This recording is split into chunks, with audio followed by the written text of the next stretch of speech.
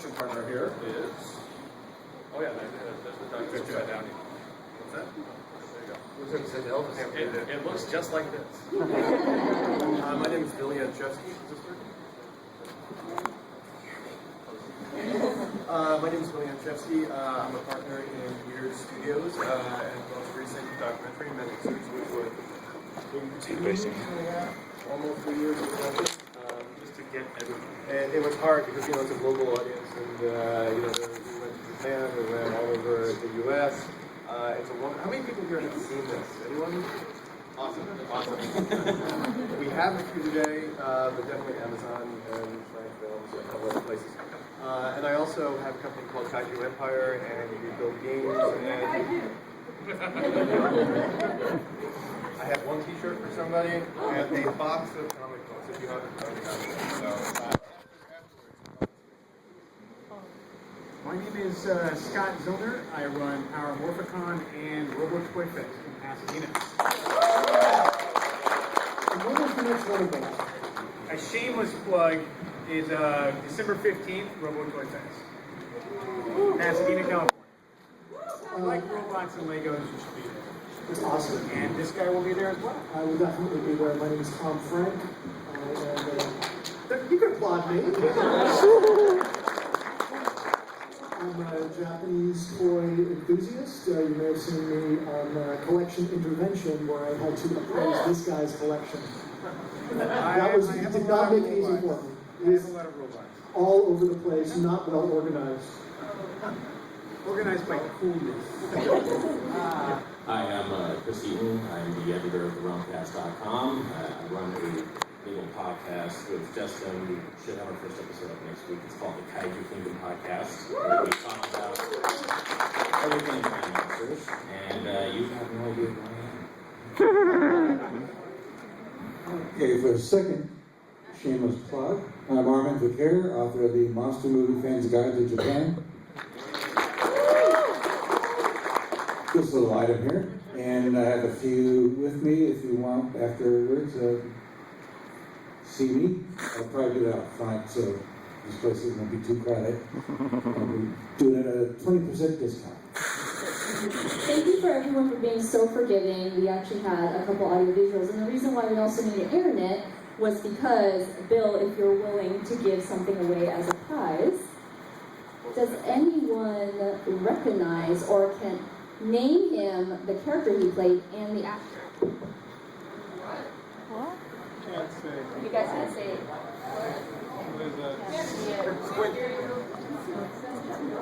Name the character that he plays, the movie that he's in, and also his real name. I don't know if anyone can say it. It could be really difficult. I can't see this way. This way. All right, everybody come forward. Well, you actually got it right. You could see it. His name is Robert Scott Field, and he's currently in Japan, in Kyoto. He's supposed to Skype in to answer any questions that you guys had. He's always at G-Fest. Unfortunately, we do not have internet to put in and put his beautiful face real big on a screen right there. It's not there, it's you guys. It's not an invisible screen. It's not there. So unfortunately, we cannot. Hologram. It's 6 a.m. over there, so he's probably waiting, and I just wrote him E. We have no internet, sorry. But yeah, we were going to open up the first 10 minutes, but since we're a little bit behind and we've got all our intros, as you know, this is, from Robots to Monsters. We're going to talk about kaijus and Jaegers primarily, focusing on Pacific Rim, which came out this year. I'm assuming all you guys saw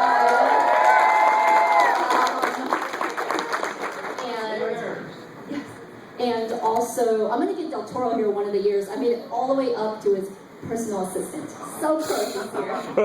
However, there are some men that have been near him and smelled his hair. And so, but first and foremost, if there's any children here, you may want to cover your ears. Scott Zillner, you lucky bastard, were you the one who saw early screening of Pacific Rim? Two of them, actually. You lucky bastard! and boasted about it. You wouldn't tell me anything that was going on. I was not allowed to talk about it till after the movie came out. But I was able to see several early screenings. And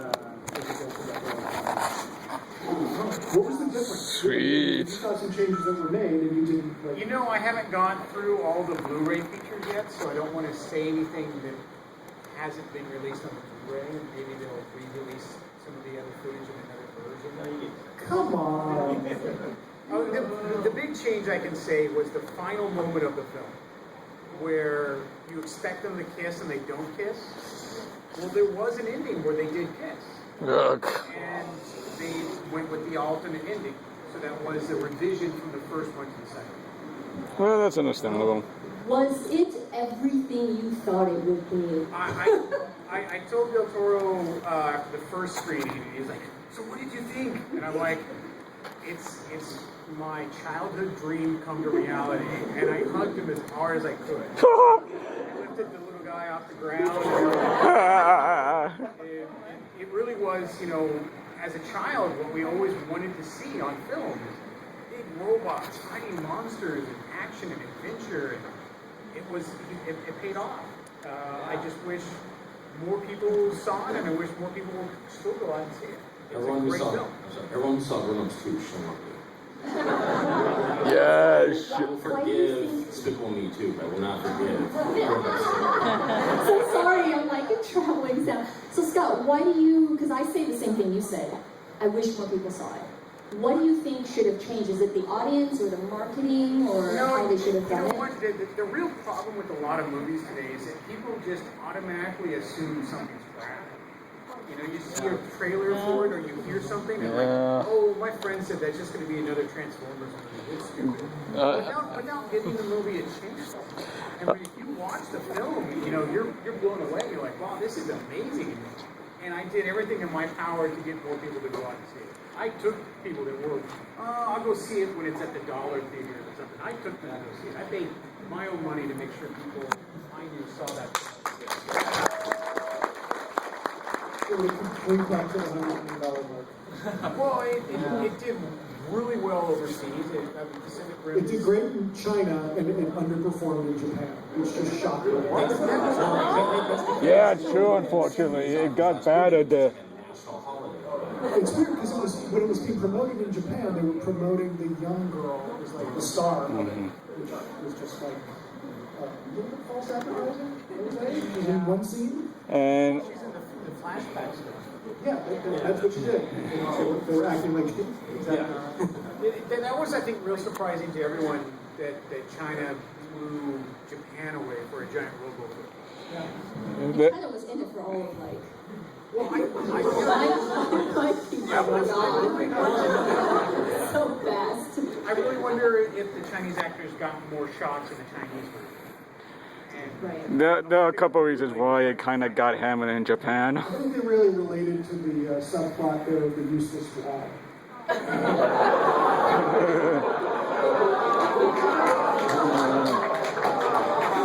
So we're gonna go down, and obviously we know what you thought about it, but you know, Frank, Bill, Tom, Chris, and Armand, what did you guys think about it when you guys first saw it? Wow. I may be slightly controversial, but I wanted to like it more. Don't get me wrong, I loved it. It was everything I wanted it to be. I liked the extra amount. The extra amount and the extra amount. So I think when we were talking about what hurt it, I think it wasn't really a marketing problem.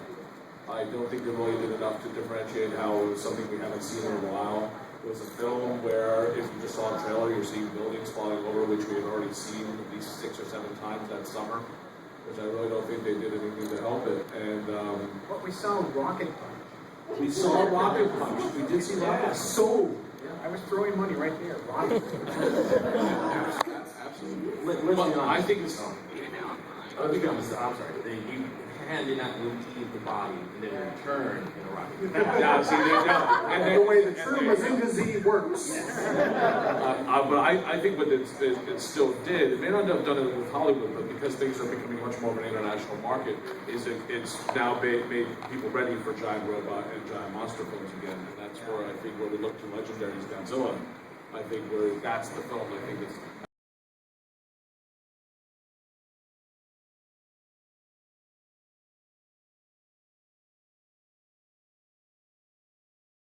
You think, well, let's hope it keeps on building. I got a fiver on that if somebody would take it back. No, I'm with you. I think that there's so many properties that are competing for our eyeballs now. You know, with online content, web series, there's just so many movies, there's many channels, and Netflix, that it's more difficult than ever to launch a franchise. Right. And I think, you know, every movie that we're seeing now is based on something else, and I think Pacific Rim lets us know why.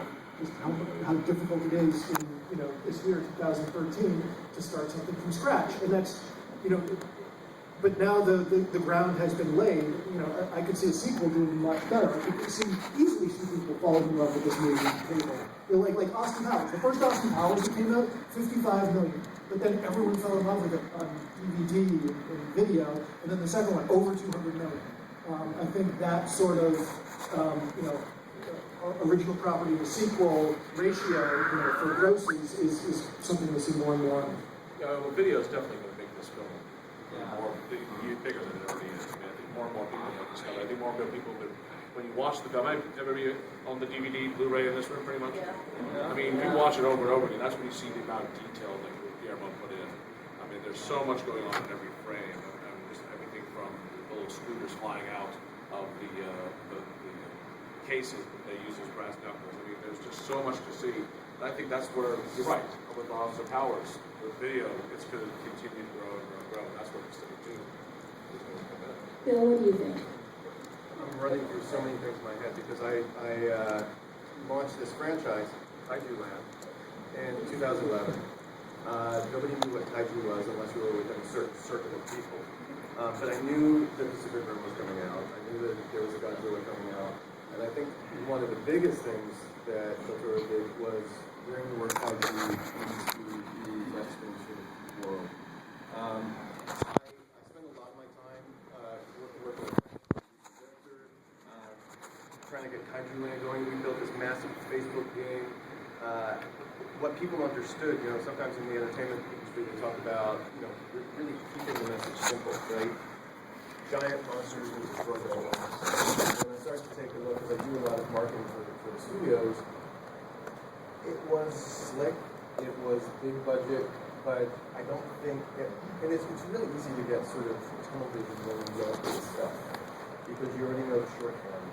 I'm not sure that the sort of 40,000 foot message got across. Giant monsters destroying buildings.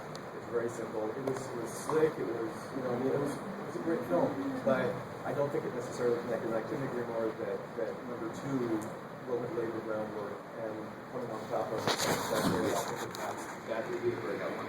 And a lot of it's about world building, right? Godzilla has, you know, decades of world building. This is a brand new world. This requires from elsewhere, and that's a big job to do. Check and see if it's on. Chris. When I first saw a teeny tiny story real quick, I was at a show called Monster Tours about 2.5 years ago, and Guillermo del Toro was there. So I walked up with a friend, and he's like, "Oh yeah, this guy he loves Godzilla." And he turns to me, he's like, "Oh, so you know my movie I'm making?" I'm like, "Yes, I can't wait." He's like, "How much do you love Godzilla and Monster?" I'm like, "I freaking love him." He's like, "Then trust me, you're going to flip your effing lid." And he was here next to me, I'm like, "Sir, lid flipped." So, no, I loved it. It was exactly what I was hoping it would be. And mind you, one of those guys who just sucking up every hand you get. I even found the Travis Beecham's original draft that had leaked online and screen through it, and just like, yeah, there's a lot of cool stuff in here. There's some stuff I really hope doesn't make the film. Thankfully, it did not make the film. And that's where the strength between with Travis and Guillermo came from. Like, there was a whole romantic subplot with Mako and thank you for pointing. But there was also a lot more uniqueness with like some of the Jaegers and stuff like that. But what Guillermo brought to it was far more of the spectacle that I have been wanting from a giant monster movie. I was going to get it from Cloverfield. Did not get that from Cloverfield. So, but yeah, I loved it. I'm just, and I understand why after the initial, the depression came, it was like, why don't more people go see this movie? And then really looking at it, looking at people's comments, people are just cynical now. The problem with like the Godzilla fandom is the fact that it's probably more niche than anything else out there. I mean, and now it's starting to build out thanks to the internet, thanks to Pacific Rim coming out. Legendary finally looks like getting it right, but Sony failed 15 years ago. So, it's and the beauty about we're at the 19th comic convention of the year out here. So the fandom's growing, so it's getting up to the point that, now we can all pass and celebrate dance in a circle. So, yeah. Armand. Last but not least. Okay, my grade, A-. It was going to be plus, except that the acting and the characters pushed it over. I enjoyed it. I had a couple of problems with it. One is, how do you expect puny helicopters lifting a heavy robot? I'll take you back to the two Millennium era Toho Mechagodzilla movies. Awesome. You had the jets carrying the Mechagodzilla, which is not quite a stretch, suspension of disbelief when you consider a 747 can lift a space shuttle. Yeah. True. Okay? Now, I think Toho did it better on that basis there. That's my main problem with that part of it, is that little helicopters lifting a big heavy robot. But I can put They're that special aside. helicopters that have a high midichlorian count. You're right. Okay. The books do say that they're like super helicopters. Now, my second problem is that old bugaboo that fans of Japanese giant monster movies have is computer-generated images. Yeah. They did a good, superb job on the monsters and the robots. I'll give them that. It's probably the best CGI I've seen for this kind of movie. Yeah. But you still don't quite get the feeling of mass and weight. Size, yeah, that's fine. You can see the perspective with the buildings crashing down and everything, but it's still, in my 59-year-old mind, a computer-generated detailed cartoon. But they've gotten a lot better. But that's why I prefer the man in suit to CGI. And when you see a good detailed miniature being demolished, what you see is what you get. And let your imagination go with it. And better than CGI. But I give Pacific Rim an A- because I like the characters and I thought the acting was very good for the kind of movie it was. So that's where I sit on it. I Thank hear you. a lot of talk about Godzilla, and so here's another trivia question. I'm hoping a lot of you guys know it. Just you don't, just shoot your hand up in the air. Who is the screenplay writer for Godzilla 2014? Wrong. Which one? I'm so sad. We're gonna go with you first because we saw you first. Right there, Mark. Oh, actually, I was actually thinking about something else. But that one's good too. We'll try you real fast. I was about to say his answer, Frank Davon, and I think, was it one of the Goya brothers, Actually, his name is Max Bornstein. yeah. Yeah, and so he is the screenplay, the script writer for Godzilla 2014. You guys will He's be. Japanese, right? I'm sorry, what? And he's Japanese, right? Yes, all the way. But basically, you guys will be the only people who will see this, and he recorded it just for you guys. Unfortunately, I cannot put his beautiful face up on that big invisible screen, nor will my computer allow me to full screen this. So he has a very small message for you guys. Aw.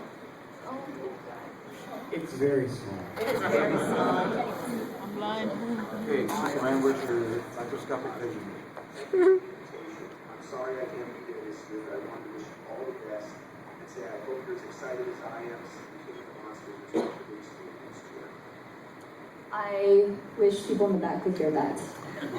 Basically, he was just saying thank you so much for the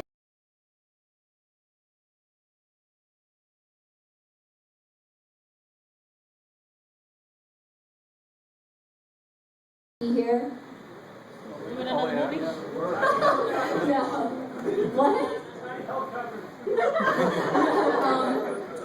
Just, marketing always has a planning, and it's a very sensitive time. They market during certain months.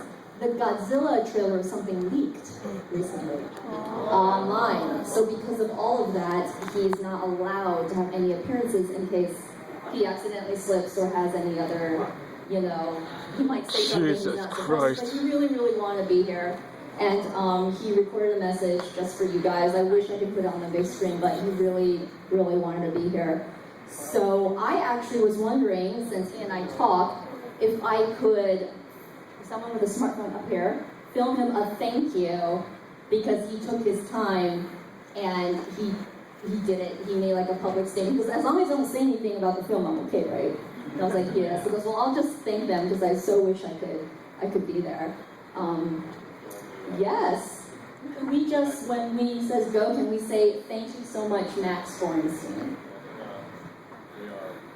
Rolling. 3, 2, 1. Thank you, Max Boston!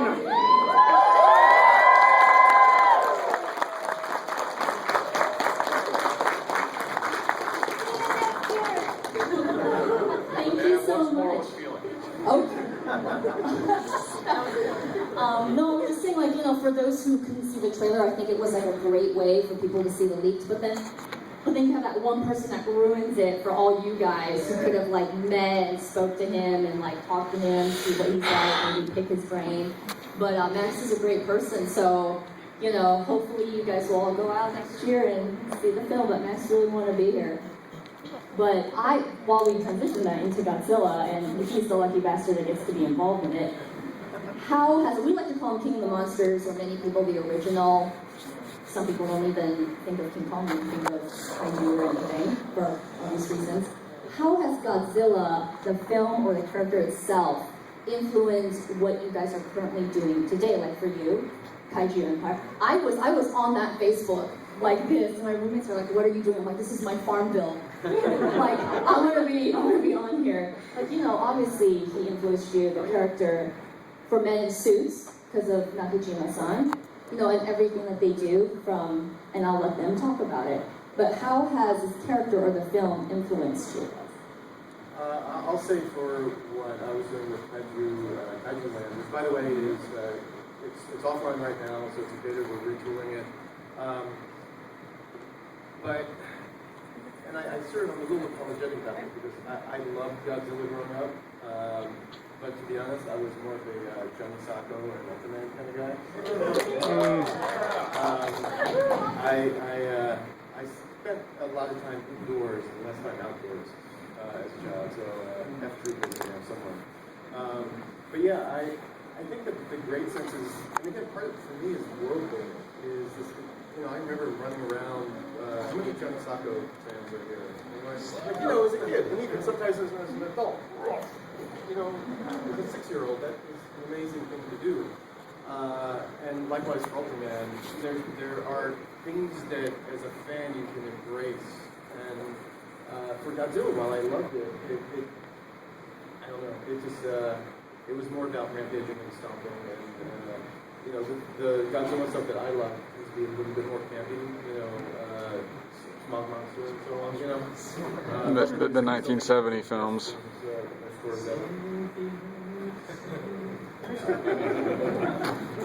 It's Al Gore's So Scott, how has Godzilla influenced you? Well, again, you grow up as a kid and you're watching TV and suddenly there's a monster. And it's like, what is this? You know, for me, I just, whoa, this is crazy.